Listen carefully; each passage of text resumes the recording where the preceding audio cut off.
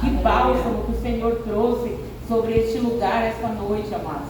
Estou maravilhada. Eu acho que já pararia por aqui mesmo, me daria por satisfeita, porque a unção neste lugar realmente forte, muito forte. Não tem como não sentir.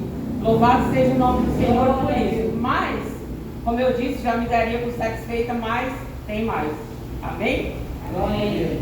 Louvado seja o nome do Senhor. Então nós vamos ler nessa noite no primeiro livro de Samuel, no capítulo 7, verso 1 em diante. Aleluia. Primeiro livro de Samuel, capítulo 7, verso 1 em diante. Amém? Todos encontraram? Podemos ler? Os homens de Kiriat-Jearim vieram para levar a arca do Senhor.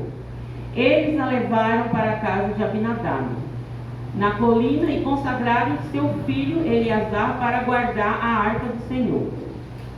A arca permaneceu em Kiriat-Jearim muito tempo, foram 20 anos, e todo o povo de Israel buscava o Senhor com súplicas. E Samuel disse a toda a nação de Israel: se vocês querem voltar-se para o Senhor de todo o coração, livre-se então dos deuses estrangeiros e das imagens de Astarote, consagrem-se ao Senhor e prestem culto somente a Ele, e Ele os libertará das mãos dos filisteus. Assim os israelitas se livraram dos Baalins e dos postes sagrados e começaram a prestar culto somente ao Senhor. E Samuel prosseguiu: reúnam todo o Israel em Mispá, e eu intercederei ao Senhor a favor de vocês. Quando eles se reuniram em Mispá, tiraram a água e a derramaram perante o Senhor. Naquele dia jejuaram e ali disseram: temos pecado contra o Senhor. E foi em Mispá que Samuel liderou os israelitas como juiz. Quando os filisteus souberam que os israelitas estavam reunidos em Mispá, os governantes dos filisteus saíram para atacá-los. Quando os israelitas souberam disso, ficaram com medo e disseram a Samuel: não pares de clamar por nós ao Senhor, nosso Deus, para que nos salve das mãos dos filisteus. Então Samuel pegou um cordeiro ainda não desmamado e o ofereceu inteiro como holocausto ao Senhor. Ele clamou ao Senhor em favor de Israel, e o Senhor lhe respondeu. Enquanto Samuel oferecia o holocausto, os filisteus se aproximaram para combater Israel. Naquele dia, porém, o Senhor trovejou com fortíssimo estrondo contra os filisteus e os colocou em pânico, e foram derrotados por Israel. Os soldados de Israel saíram de Mispá e perseguiram os filisteus até o lugar baixo de Bet-Car, matando-os pelo caminho. Então Samuel pegou uma pedra e a ergueu entre Mispá e Sem, e deu-lhe o nome de Ebenezer, dizendo: até aqui o Senhor nos ajudou. Assim os filisteus foram dominados, já estou lendo 13, e não voltaram a invadir o território israelita. Até aqui, os irmãos podem sentar. Amados, eu não quero generalizar, mas dá uma impressão que o povo de Deus estão tomados por uma amnésia espiritual, vamos dizer assim. Porque se esquecem dos feitos do Senhor, de todas as coisas que o Senhor fez. Quantas coisas o Senhor fez por nós? E passaram-se os anos e parecemos nos esquecer. Porque parece que mais reclamamos do que agradecemos. Quando nós fazemos muitas reclamações, murmuramos muito, isso se torna uma oração contrária. E quando agradecemos, é uma oração de gratidão. Mas, infelizmente, o povo é tomado por essa amnésia e se esquecem dos feitos do Senhor. Da onde foi que Deus nos tirou? O que é que estávamos fazendo naquele tempo? Como que olhavam para nós? Estávamos perdidos, como diz o salmista, que Ele nos tirou de um charco de lodo. E nós parecemos nos esquecer. Como eu disse, eu não estou generalizando, não estou falando que é todos, mas não é todos, mas é bastante, viu, amados? Infelizmente. Eu coloquei aqui um título que é Ebenezer Retrospectiva e Ebenezer Perspectiva. Ebenezer Retrospectiva e Ebenezer Perspectiva. Nessa noite eu falarei sobre um homem muito importante. Ele tinha um tríplice ministério: profeta, sacerdote e juiz. Tinha a missão de conduzir, orientar, interceder e julgar os israelitas, os quais deixaram de adorar a Deus para adorar deuses estrangeiros. Se tornaram rebeldes, desobedientes, inconsequentes e insensíveis à voz de Deus. E resolveram lutar sem a ajuda de Deus. E por conta disso, tiveram consequências devastadoras. Amados, não tente lutar sem a ajuda de Deus. É certo que você não terá êxito. Eu, infelizmente, estive por 10 anos afastada dos caminhos do Senhor. Fiquei desviada por 10 anos. E eu posso dizer que esses anos que eu lutei sem a presença do Senhor na minha vida, mesmo que Ele cuidava de mim de uma certa forma, mas é muito difícil. Se hoje nós achamos difícil lutar com o Senhor, imagine sem Ele. Então não é uma tarefa nada fácil. Não deixe jamais que o Senhor esteja fora da sua vida, da sua luta. Muitos querem colocar o Senhor no canto e falar assim: olha Deus, fica aí, deixa que eu me vire aqui, que eu luto sozinho. Não faça isso. Vai perder o seu tempo, vai se dar muito mal, porque na nossa luta o Senhor precisa estar conosco, porque é Ele que nos dá força, é Ele que nos ajuda. Não encontraremos outra força em outro Deus, por mais que falem aí de religiões, de tantas coisas enganosas. Só neste Deus há poder para nos colocarmos de pé diante de toda dificuldade, de toda consequência contrária a nós, de qualquer luta, seja ela em qualquer área das nossas vidas. É somente o Senhor. Não deixe o Senhor fora da sua luta. E aí o que aconteceu? Por causa dessa desobediência desse povo aqui, que os israelitas, eles insistiam em andar contra a vontade do Senhor, andar contra a palavra do Senhor, em desobediência.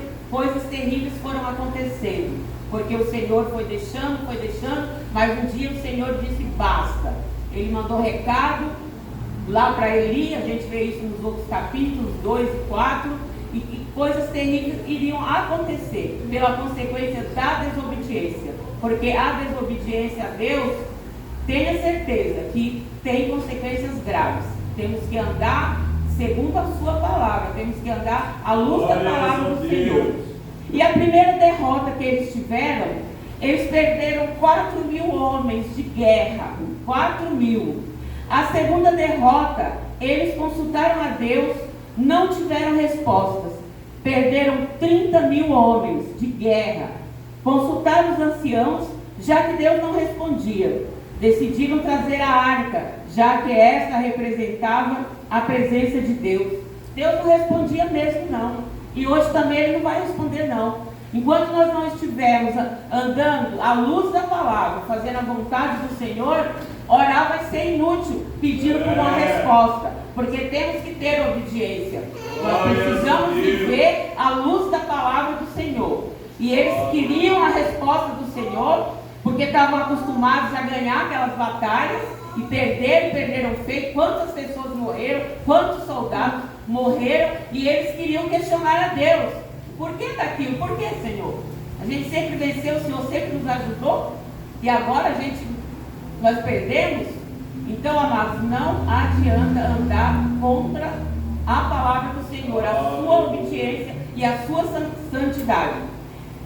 E orar e pedir resposta, porque ele não vai responder. Não respondeu para este povo.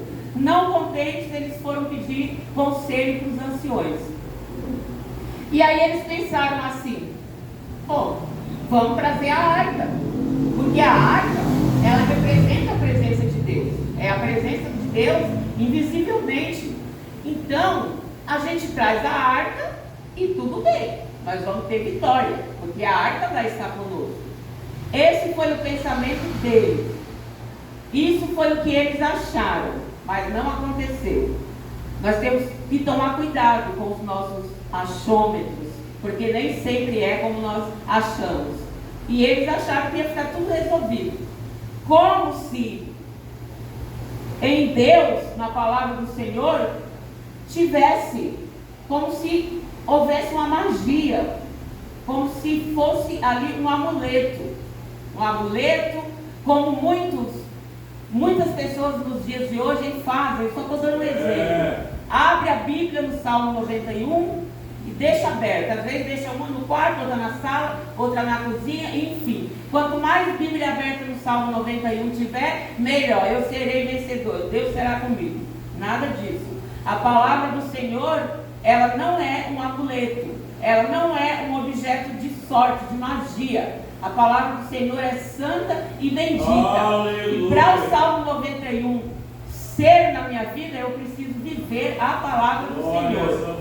Então não pense que deixar o Salmo 91 lá, as folhas da Bíblia elas vão estar cinza, bege, sei lá de que cor, de tanto deixar ali. E eu acho que eu posso viver sem orar, sem colocar Deus na frente da minha vida, das minhas lutas, das minhas batalhas. Não, porque o Salmo 91 está aberto lá, então está tudo bem, está garantido. Negativo. O Salmo 91 é uma bênção, é uma palavra maravilhosa, mas ele não existe para ser amuleto. Para mim, deixar a Bíblia aberta lá e achar que está tudo resolvido. Não colocar o meu rosto no pó, o meu joelho no chão e orar. E não procurar andar direito no caminho do Senhor. Então, infelizmente, isso daí não funcionou. Trouxeram a arca, mas não tiveram vitória, porque aquilo ali não era um amuleto, onde eles pudessem estar ali contando com essa sorte. Eles tinham que contar mesmo, era com Deus. Aleluia. A terceira derrota, morrem os filhos de Eli, Ofni e Finéias. A arca foi capturada, eles tinham poder, eles tinham uma podre e péssima referência. Os filhos de Eli eram sacerdotes também, como o pai. Não cumpriam com seus deveres sacerdotais, praticavam todo tipo de pecado, eram imorais, comiam as carnes que eram oferecidas a Deus, comiam a melhor parte delas, zombavam de Deus com as suas atitudes. Levavam o povo a pecar, eram modelos de toda imundice e de pecado para o povo. Mas como assim, mana? Eles não eram sacerdotes? Eles não eram filhos de Eli também? Sim. Mas infelizmente eles tinham essa conduta. E toda a consequência do que estamos aqui vendo aqui nesta palavra tem a ver com isso. Porque eu acredito que o povo podia pensar assim, né? Não sei se pensavam, mas se eu estivesse lá no meio deles eu ia pensar. Se eles são sacerdotes, filhos de sacerdote, e eles fazem isso, eu também posso fazer. Amados, olha, era terrível o que eles faziam. Era uma coisa de envergonhar. Eles zombavam de Deus, porque quando eu pratico essas coisas, sendo serva do Senhor, é algo que abominava aos olhos do Senhor. Eles davam um mau testemunho terrível, se deitavam com prostitutas.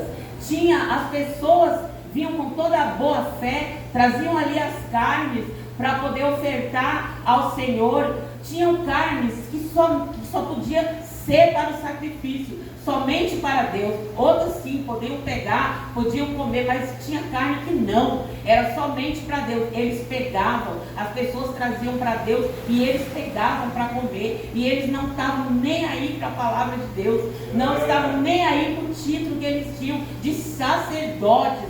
Uma vergonha. E o Senhor cansou, até que um dia o Senhor também mandou um recado falando que colocaria um ponto final e que essa família não existiria mais na face da terra.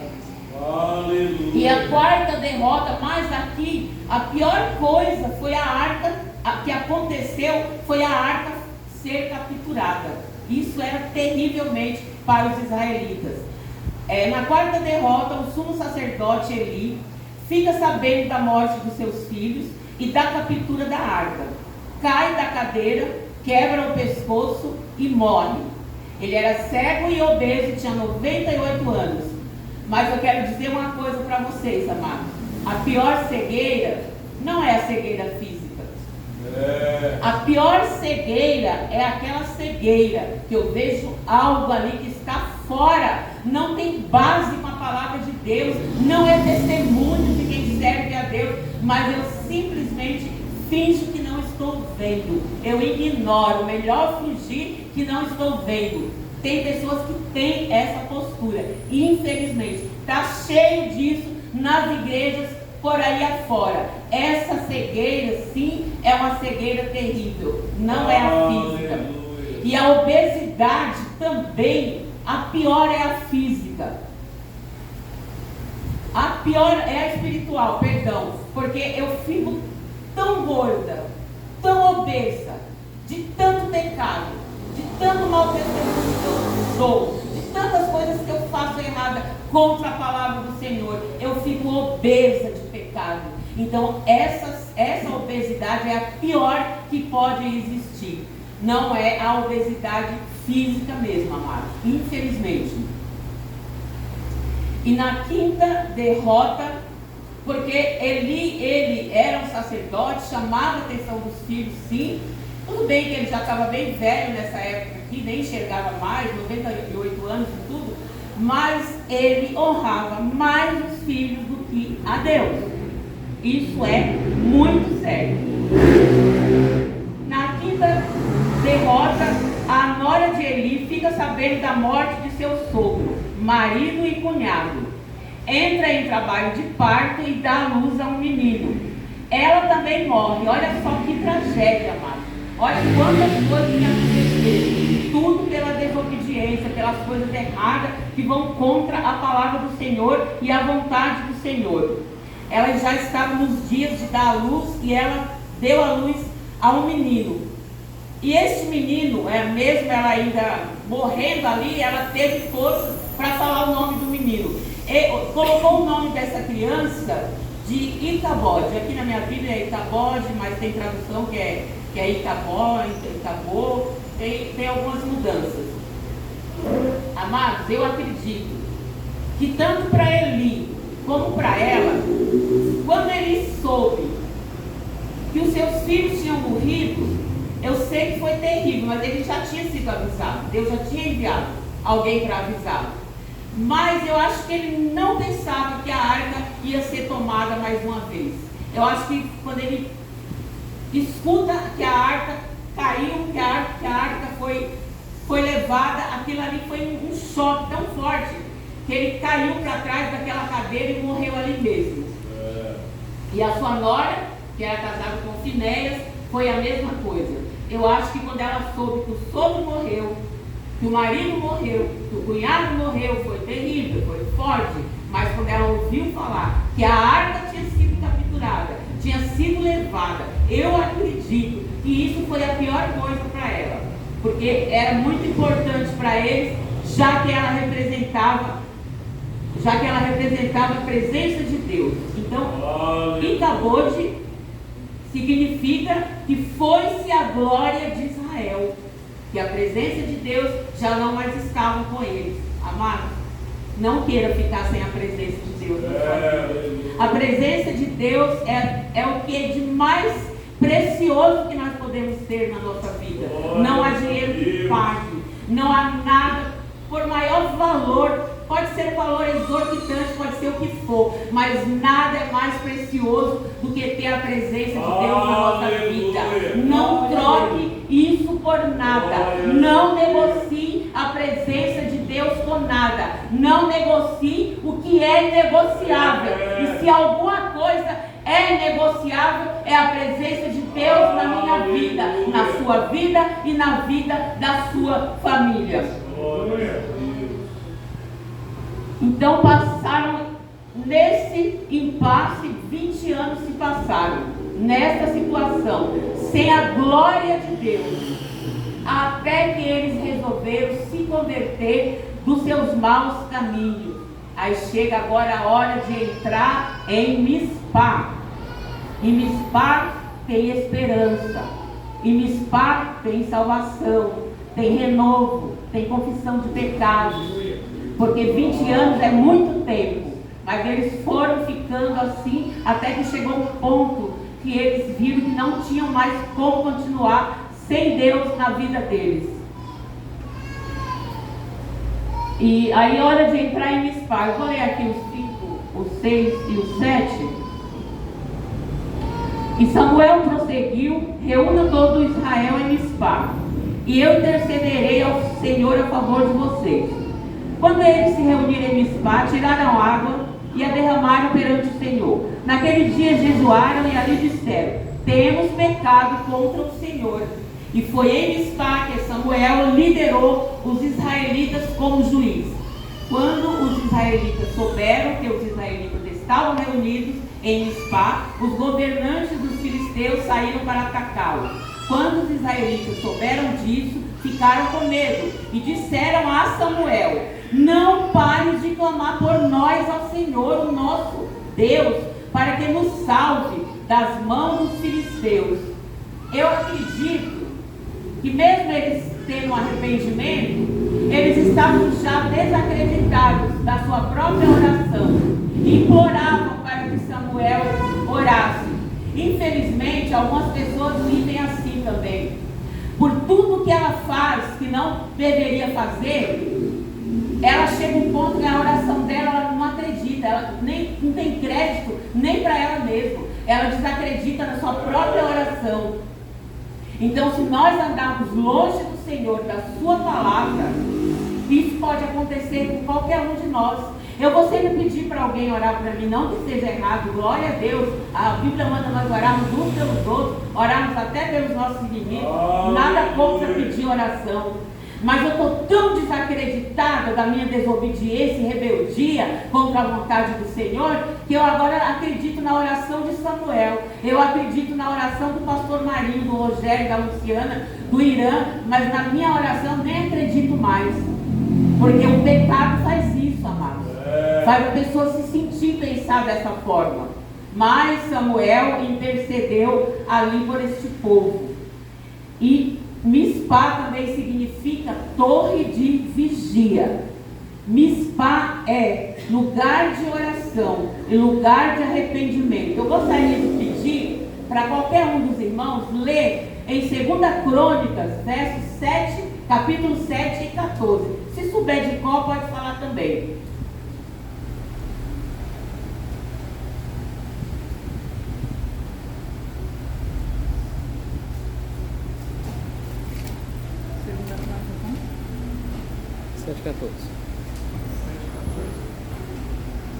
Se o meu povo se chama pelo meu nome, se humilhar e orar.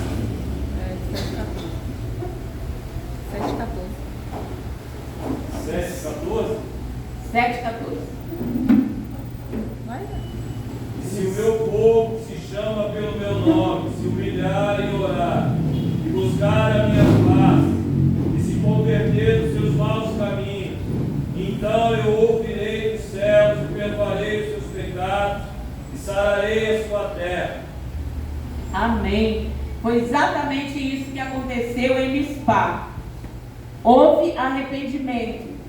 Porque não adianta eu querer enganar Deus, eu falar da boca para fora. Tem que haver um arrependimento sincero, vindo do profundo do meu coração. A palavra do Senhor diz: se confessar e deixar também. É preciso confessar e procurar não fazer mais e continuar sem fazer as coisas erradas que são contra a vontade do Senhor. Mas, como eu disse, Mispá é lugar de oração. Houve oração lá, houve arrependimento, houve conserto, obediência, santidade, renovo, mudança. viver a palavra também. Lâmpada para os meus pés é a tua palavra e luz para o meu caminho. E Mispá, eles também tiraram os ídolos. E nós? Quais são os nossos ídolos? Mas como assim, irmã Ana? Desde que eu aceitei Jesus, se tinha algum na minha casa, eu tirei todos. De gesso, de madeira, de barro, de vidro, de papel. Eu já tirei, irmã Ana. Como assim está chamando a gente de que a gente tem ídolos? Amados, este mundo, cada dia que passa, ele oferece mais e mais e mais ídolos para tirar a nossa atenção, para tirar o nosso foco e também para roubar a nossa eternidade com o Senhor, porque é para isso que o inferno luta. É para que não tenhamos uma eternidade no céu e com o Senhor, e sim com Ele. É para isso que eles lutam. Mas, amados, eu posso citar alguns ídolos aqui.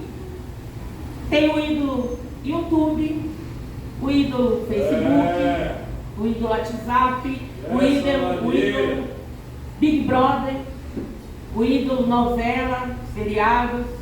Tem muitos, amados. Ixi, se eu posso ficar falando aqui, são muitos os ídolos.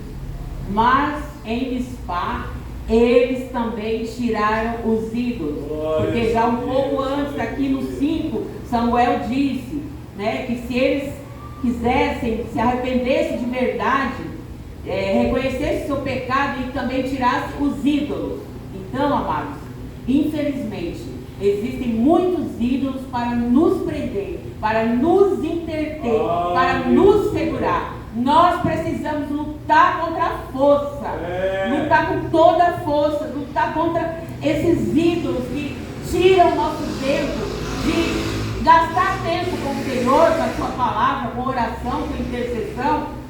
Os ídolos nos param, os ídolos fazem isso conosco. Então, cada um de nós pense neste momento qual é o ídolo que tem atrapalhado você, que tem lhe parado, e lute contra ele. Lute mesmo, ainda enquanto há tempo para essa luta. Porque se o tempo passar demais e nós continuarmos assim, chegará uma hora que não teremos força. Eles nos ganharão. Aleluia.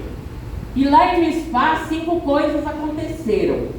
Primeiro, posicionamento em oração. Amado, sem oração, a gente não chega em lugar nenhum. Nós precisamos orar mais, nós temos orado muito pouco.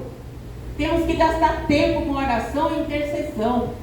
Porque a oração é que nos dá força a estarmos focados nas coisas do alto e não nas coisas de baixo, aqui dessa terra. Coisas podres que nos encantam, que nos iludem, mas que não nos levam a nada, somente nos tiram do foco do Senhor. Mas em Mispá teve posicionamento em oração, teve confissão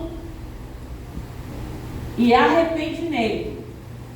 Porque o que move o coração de Deus, o que comove o coração de Deus, eu já disse isso aqui algumas vezes, vou tornar a dizer, talvez algumas pessoas não estavam nessa noite, não é o remorso que vai mover o coração de Deus, é o arrependimento sincero. Então, confissão e arrependimento, só confessar e não se arrepender de verdade, de fato, não serve de nada. Terceiro, jogaram fora os ídolos. Quarto, lugar da palavra, tudo ocorreu embasado na palavra. Samuel julgava segundo a palavra. Então temos que viver segundo a palavra, porque o diabo, quando ele não vem, ele manda o secretário. E se nós não tivermos em alerta, nós caímos em ciladas.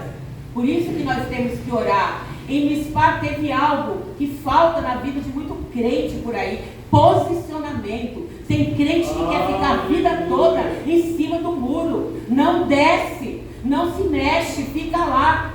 Tem que haver posicionamento. Se você está posicionado aonde Deus te colocou, continue, não saia desse posicionamento, continue. Mas se ainda está em cima do muro, hoje é noite para você descer deste muro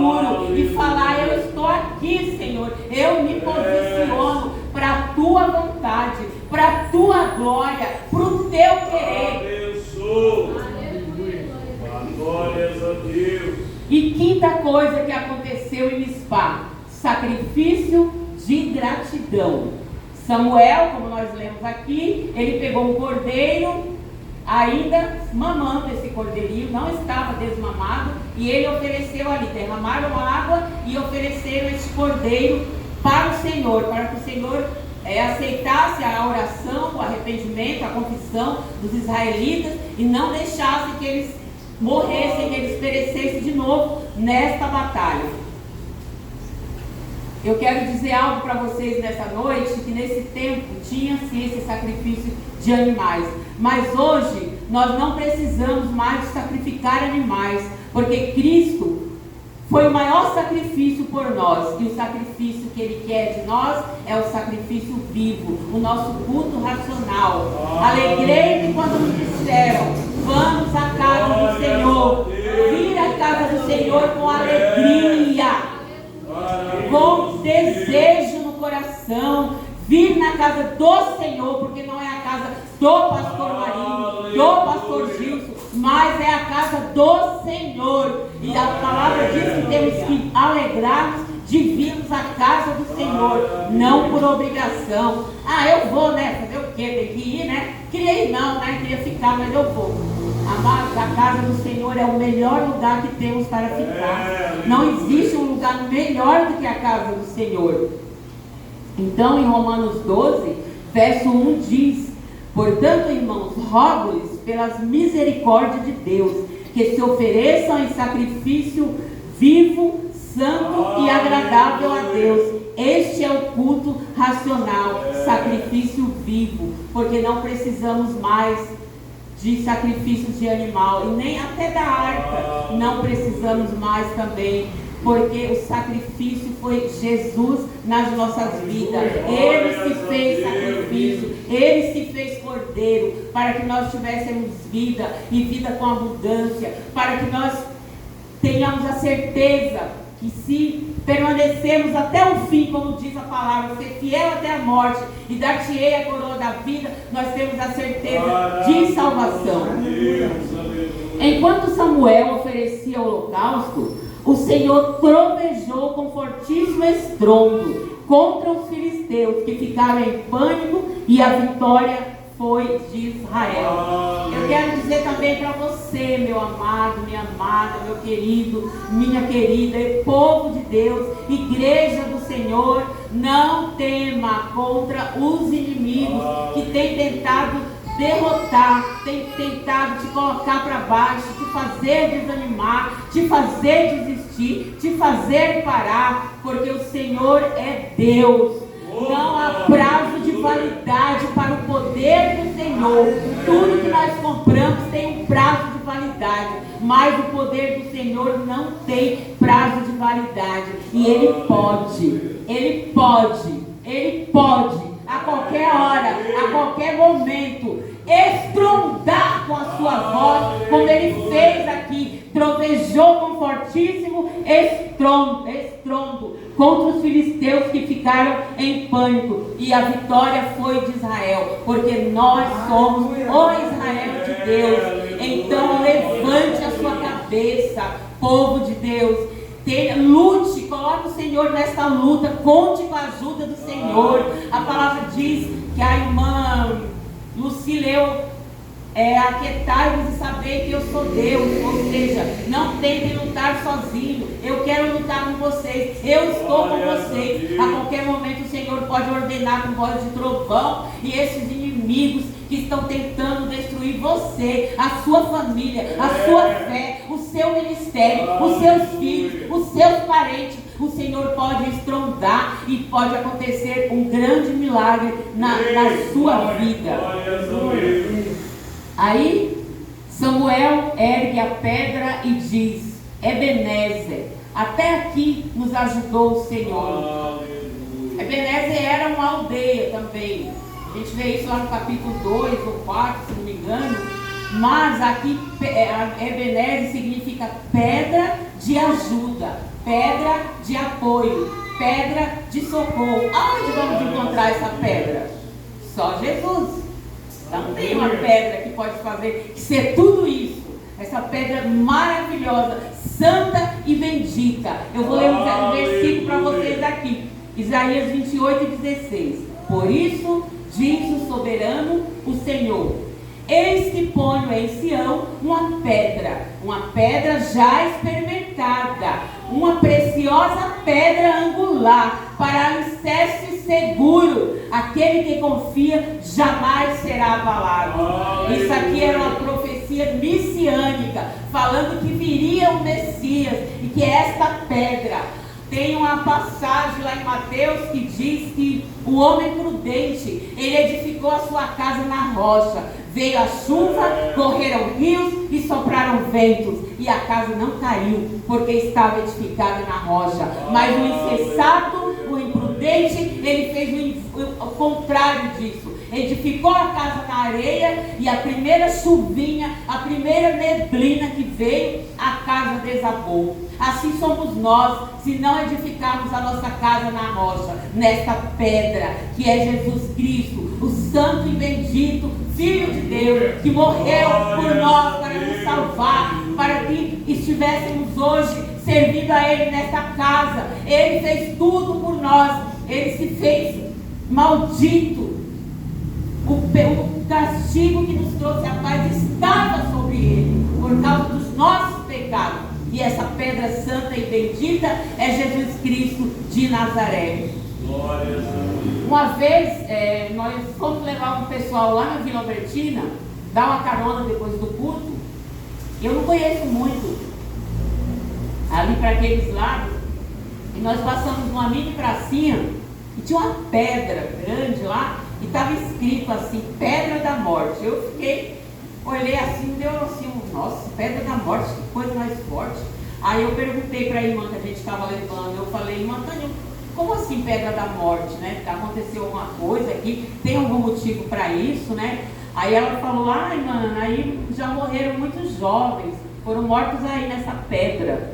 Eu falei, meu Deus, eu imagino quando os parentes desses jovens, o pai, a mãe, sei lá, qualquer pessoa que passa por ali e vê aquela pedra, Pedra da Morte, e lembrar que os seus filhos, né, morreram ali, os seus entes queridos. Eu falei, que lembrança terrível, que lembrança triste, como deve ser doloroso para eles ver isso daí, a Pedra da Morte, onde os seus filhos morreram, né? Mas, amados, essa pedra que Samuel disse, Ebenezer, até aqui nos ajudou o Senhor, essa pedra, ela se tornou o altar da gratidão, um divisor de águas, uma memória maravilhosa, onde sempre será lembrado que ali os israelitas se arrependeram dos seus maus caminhos, confessaram os seus pecados, que houve a oração de um homem de Deus, de Samuel, e ali o Senhor ordenou a bênção, o Senhor perdoou e garantiu a vitória. Os filisteus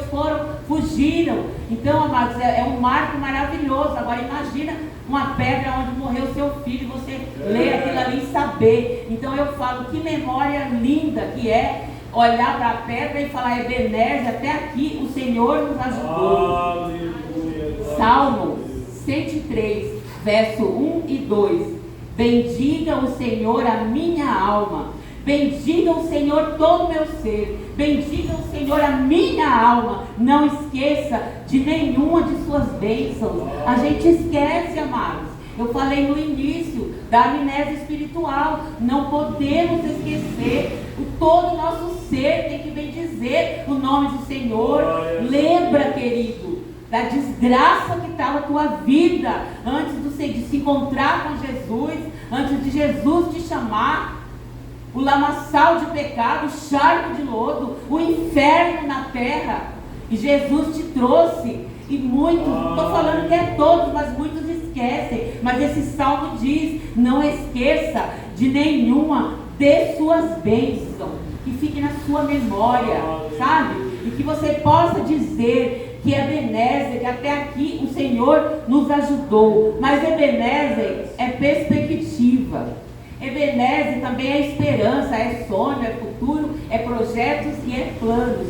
Porque quando eu falo Ebenezer, até aqui o Senhor nos ajudou, Parece que eu só estou falando daqui para trás, o que aconteceu lá atrás.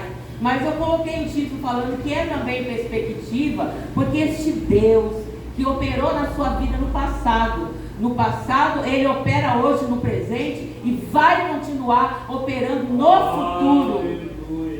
Ebenezer é retrospectiva, mas é perspectivas. Eu continuo contando com a ajuda do meu Deus. Eu continuo acreditando no livramento do meu Deus. Eu posso até projetar, mas esse projeto o Senhor tem que aprovar. Eu posso até sonhar, não é proibido sonhar, só que os meus sonhos também o Senhor tem que estar de acordo com esse meu sonho. Eu posso fazer planos, mas eu preciso saber se o arquiteto santo e bendito que se doou em sacrifício vivo por nós, se ele está de acordo. Porque se ele estiver de acordo, tudo vai bem. Então Ebenezer não é só retrospectiva, mas é também perspectiva. Porque eu vou seguir lutando com o meu Deus lutando por mim, é óbvio. Sem ele, eu não chego a lugar nenhum. Eu vou continuar mantendo essa esperança viva, porque o meu Deus, Ele faz com que eu acredite e eu tenha esperança. Aí no mundo fala que a esperança é a última que morre.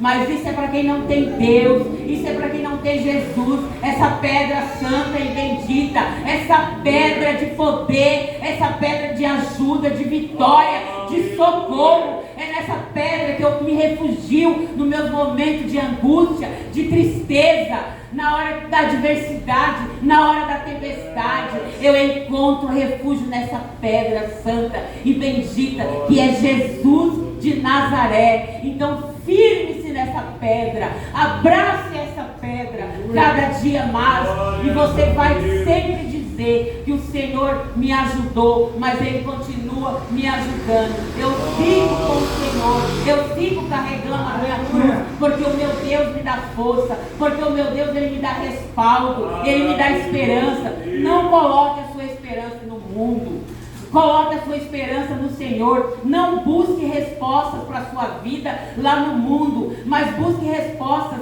na pedra santa e bendita que é Jesus de Nazaré. Eu digo que é perspectiva, porque Ele está conosco todos os dias, até a consumação do século. Ele é o mesmo ontem, hoje e sempre. Então Ebenezer não é só retrospectiva, mas é perspectiva no Senhor Jesus. Eu espero que os irmãos tenham entendido essa mensagem e que os irmãos possam seguir acreditando que muitas e muitas vezes, até Jesus vier ou Ele chamar qualquer um de nós vamos sempre dizer: a Ebenezer do Senhor está conosco. Não se iluda com coisas enganosas aí do mundo. Não vá atrás de pessoas que lê a mão, de pessoas que falam coisas para você, mentira, engano. Aqui a verdade, aqui a Deus, aqui a esperança, aqui a força, aqui é renovo. O Senhor te renova nessa noite, o Senhor te fortalece, e você vai dizer: Ebenezer, mais uma luta eu venci. Ebenezer, mais uma luta estou de pé. Ebenezer, fiquei enfermo, fiquei doente, mas Ebenezer, o Senhor me curou. Ou se eu tenho problemas de saúde, mas não importa, a graça do Senhor está sobre nós, e essa graça santa e bendita que não merecemos, graça, favor imerecido, mas que o Senhor nos dá, porque a sua misericórdia é grande, a sua misericórdia se estende de geração em geração. Então fique com esta pedra santa e bendita, e continue crendo na Ebenezer do Senhor, e tenha sonhos e acredite que o Senhor é com você. Assim que o Senhor abençoe a cada um de vocês, e que o Espírito Santo fale fortemente ao seu coração e te dê força e te dê renovo, em nome do Senhor. Eu já vou encerrar, mas eu gostaria de fazer uma oração, posso?